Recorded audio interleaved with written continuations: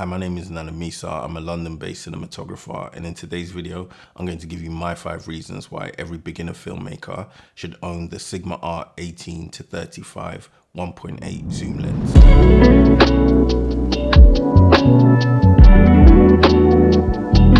This lens produces a very clean and super sharp image, even wide open at f1.8. Some people feel that the super clean and sharp image that comes out of this lens means that it lacks quite a lot of character. I would agree with that. This lens does not have that much character compared to other lenses. But one thing I will say, I feel that when you're starting out, having a lens that is super sharp and clean, I feel gives you more flexibility to do a wide range of different types of work, both more creative as well as more clean and clinical, such as corporate work. Some of the sharpness that comes from this lens can be reduced by adding things such as filtration. So for example, I'm shooting this talking headpiece with the Tiffin Black Pro Mist on the front of the lens, the Quarter Pro Mist. That's given a little bit of softness to the image as well as blooming some of the highlights. As a beginner filmmaker, I think it's more important to have a super clean and sharp lens that gives you that flexibility to add a bit of character or soften it up in post, rather than have a lens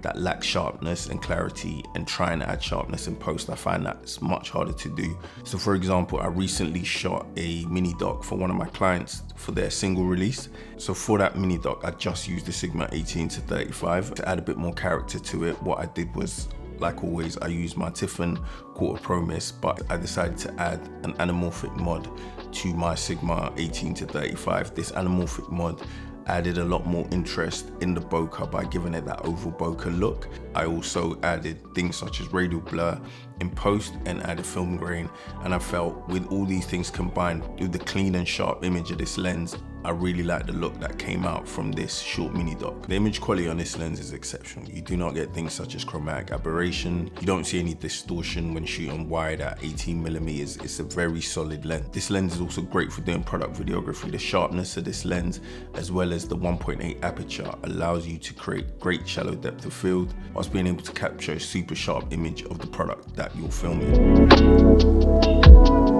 This is one of the standout features of this lens. I don't think, to my knowledge, there are any other zoom lenses that are 1.8 throughout their focal range. This means that this lens works amazing in low light. When I'm doing run and gun work, this is one of my go-to lenses. If I'm ever in a low light situation, I have so much confidence. I never worry about being able to capture the shot with this lens. At 1.8, I'm still able to get a super sharp image with this lens. When I first started out, a lot of the client work that I got was shooting events. So a lot of the things that I was filming at that time would have been club nights, live music events, launch parties for brands, and this lens stayed on my camera because of that, and it always worked well and never let me down. So having this lens has come in so clutch for me when I want to keep my kit to a minimum and only carry one lens. I usually tend to shoot interviews on primes, but in some situations when I want to keep my setup light and small and only travel with one lens, I've often used this lens because I'll shoot wide open at 1.8, and that will allow me to create a little bit of separation between the subject and the background.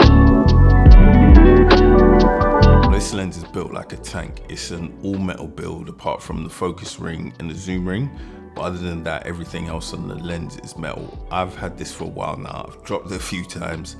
I've thrown it in bags. I wasn't the greatest at looking after my equipment when I first started.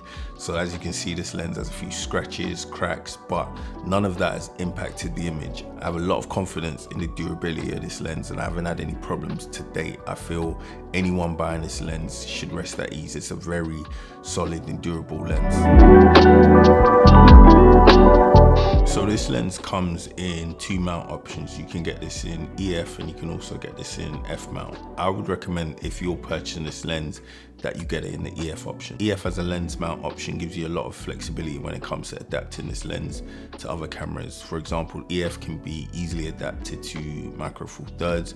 It can be adapted to Sony E mount. You can also adapt it to L mount. So I've used this camera on Sony's and Panasonic's, as well as the Blackmagic Pocket 6K, and I also use it on the Pocket 4K, which is Micro Four Thirds. I'm currently in the process of selling a lot of my older lenses and upgrading to cinema zooms and cinema primes, but this lens is definitely one I'm not going to be selling because One, I think it's a great lens, and two, I also like the fact that it's EF. As I upgrade not only just lenses but camera systems, EF lenses can be adapted to so many other more expensive cinema cameras. So in the UK, brand new, you can get this lens for around £650. Now, for a beginner, I know that is a lot of money, but what you do get with this lens is an amazing image, and you get a fairly decent focal range. 18 to 35 does give you a lot of options, and the fact that it's 1.8 throughout the focal range is ridiculously good. There aren't any zoom lenses that are offering you that 1.8 throughout the focal range.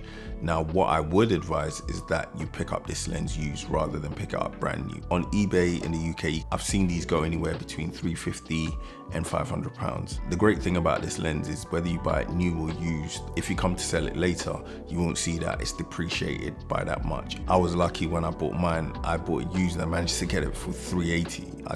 I just got lucky, and that was 4 years ago. And the fact that I haven't lost any money, if I was to sell it now, I'd make a profit. So I'd definitely recommend, if you are getting this lens, I would recommend you purchase it used.